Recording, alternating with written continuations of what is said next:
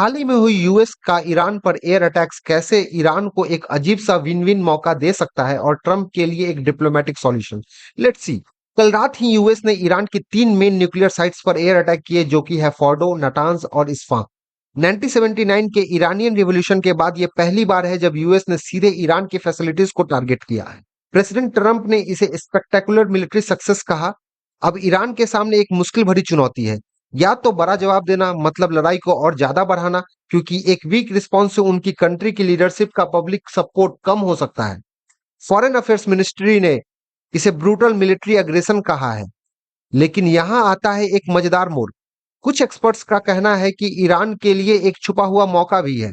याद है, Iran NPT से अलग होने का बिल बनाया था। अब इन एयर अटैक्स के बाद ईरान बस यह कह सकता है कि लड़ाई की हालत की वजह से उन्हें नहीं पता कि उनके इनरिच्ड यूरेनियम के स्टॉक्स का क्या हुआ। इससे उन्हें 3 बड़े फायदे मिल सकते हैं। पहला, यूएस के साथ सीधी टकरार से बच जाएंगे। दूसरा, न्यूक्लियर जानकारी छुपाने का जस्टिफिकेशन मिल जाएगा। तीसरा, फ्यूचर की बातचीत में उन्हें फायदा मिलेगा। वेस्टर्न कंट्रीज हमेशा सोचते रहेंगे। और ट्रंप के लिए ऐसे बेनिफिट होगा कि ट्रंप हमेशा ही लंबे वार्स के खिलाफ बोलते रहे हैं। ये अटैक्स उनकी बातों के उल्टा जाते हैं। डेमोक्रेट्स उन पर हमला कर रहे हैं और उन्हें के अपने रिपब्लिकन सपोर्टर्स का एक हिस्सा भी उनसे अलग हो सकता है। लेकिन अगर यूएस ईरान को झुका पाता है तो ट्रंप एक बड़ी जीत का दावा कर सकते हैं। उन्होंने खुद कहा कि Iran, the bully of middle east, must now make peace. If they do not, future attacks will be a far greater and a lot easier.